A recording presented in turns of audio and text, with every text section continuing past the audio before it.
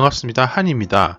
오늘은 블로그 글자 수 1000자 이상이 확인하는 방법 3가지와 이걸 꼭 해야지만 상위 노출이 되고 저품질을 피할 수 있는지 한번 알아보도록 하겠습니다.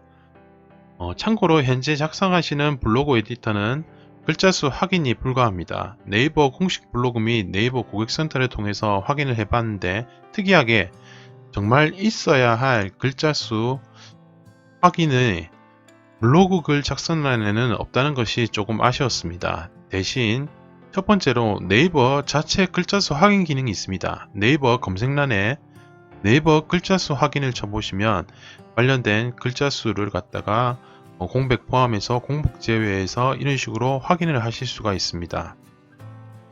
유튜브를 통해서 확인을 하실 수도 있습니다. 세부 정보란에서 설명란에 들어가서 관련된 내용을 치시면 이렇게 마지막 부분에 글자 수가 나타나는 것을 확인을 하실 수가 있습니다. 유튜브도 블로그와 마찬가지로 양질의 글을 설명란에 적어주시면 검색 반영에 당연히 좋게 나타납니다. 세 번째로 한컴 오피스 같은 경우에는 한글 프로그램을 말하는 겁니다. 파일 그리고 문서 정보를 클릭을 하시면 그 문서 정보란에서 문서 통계란에 가시면 똑같이 글자와 공백 포함, 공백 제외 이런 식으로 글자가 나타나게 됩니다. 마지막으로 블로그 글자 수를 꼭 1000자 이상 작성을 해야 되는지 한번 보겠습니다. 결론적으로 말씀드리자면 정답은 없습니다. 저는 블로그와 관련된 내용을 포스팅하기 전에는 시간이 오래 걸리는 편입니다. 그 이유는 네이버 공식 블로그를 들어가서 여러가지 내용을 찾아봅니다. 포스팅하는데 꽤 시간이 많이 걸리는 이유도 이런 부분 중에 하나고, 때로는 너무 귀찮고 힘이 들 때도 있는데 그래도 좀 더 정확한 내용을 파악하고 알려드려야 되는 게 맞는 것이라서 시간이 걸리더라도 네이버 공식 블로그 서치앤테크 지식백과 그리고 고객센터는 들어가서 꼭 검색을 한 번씩은 해봅니다. 제가 찾지 못했을 수도 있지만 공식 블로그에는 이와 관련된 정확한 기준은 보이지가 않습니다. 블로그에 글자 수 1000자 이상을 반드시 해야만 상위 노출이 되고 저품질을 피할 수 있는지는 복불복인 것 같습니다. 복불복이긴 하지만 이런 복불복을 피할 수 있는 방법이 있습니다. 제 경우를 예를 들자면 블로그에 글을 좀 많이 적는 편인데 보통 공백 포함해서 4000자 이상은 넘어갑니다. 심할 때는 5000자 이상이 넘어갈 때고 있습니다. 그런데 1000자 미만이 되는 포스팅이 정말 한두 개 정도이긴 하지만 재미있는 건 이렇게 1000자 미만이 되는 포스팅은 저품질은커녕 노출은 아무 이상 없이 잘 되고 있습니다.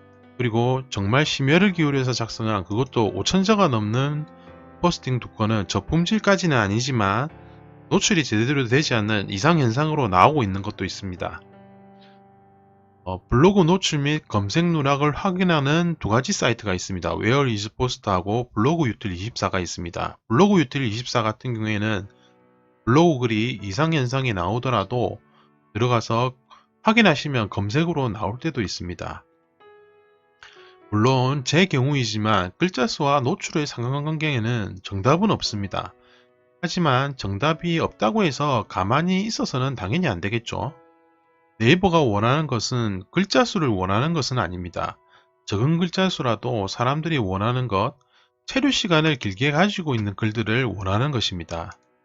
결론적으로 말씀드리자면 네이버 공식 블로그 직원이 수만 건의 블로그 글들을 확인할 수가 없습니다.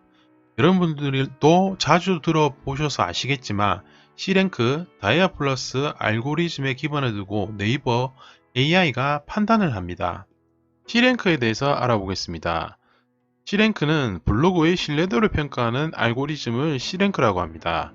글의 맥락, 주제별 관심사 집중도, 내용, 품질이나 체류시간, 생산된 글이 어떤 연쇄 반응을 보이며 연결성과 확장성을 보이면서 소비되고 생산되는지를 파악해서 출처의 신뢰도와 인기도를 계산하는 것을 말합니다.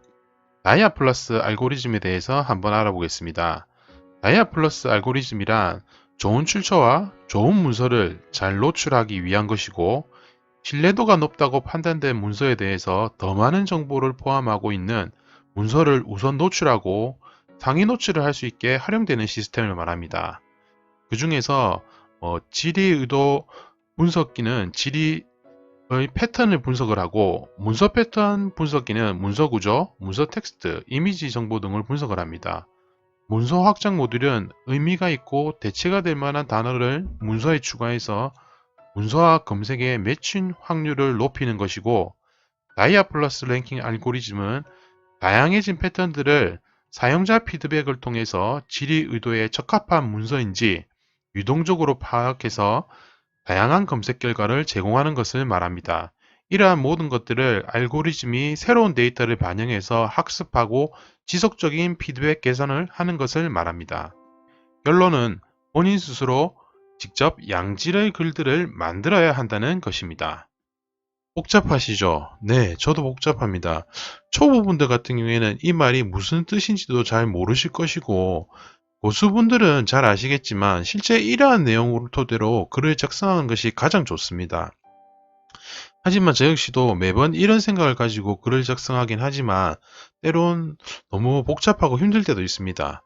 그럴 때는 다른 것은 다 나중에 미뤄두시고 이 세 가지만 기억하시면 됩니다. 내 글이 정말 정복성으로 가치가 있을까? 내 글이 사람들의 마음을 움직일 수 있을까? 내 글에 꼭 필요하고 핵심적인 내용이 들어가 있을까? 제목과 내용은 반드시 일치를 시켜주셔야 합니다. 주제에서 벗어나시면 안 됩니다. 이 세 가지만 블로그에 글을 작성하실 때 기억을 하신다면 여러분은 블로그의 고수가 될 자질이 충분히 있으십니다. 블로그 고수분들 같은 경우에는 가끔씩 유튜브나 블로그에 많은 양의 정보가 들어올 때 본인의 경험이 많이 있지만 때론 어떤 정보가 맞는지 안 맞는지 본인 스스로도 어리둥절하실 때가 있으실 겁니다. 그럴 때는 정보는 정보대로 머리와 엑셀에 정리를 해 놓으시고 네이버 공식 블로그를 다시 한번 확인해 보시기 바랍니다. 그렇게 하시면 기존에 본인이 알고 있던 것부터 더해져서 새롭게 정리가 되실 겁니다.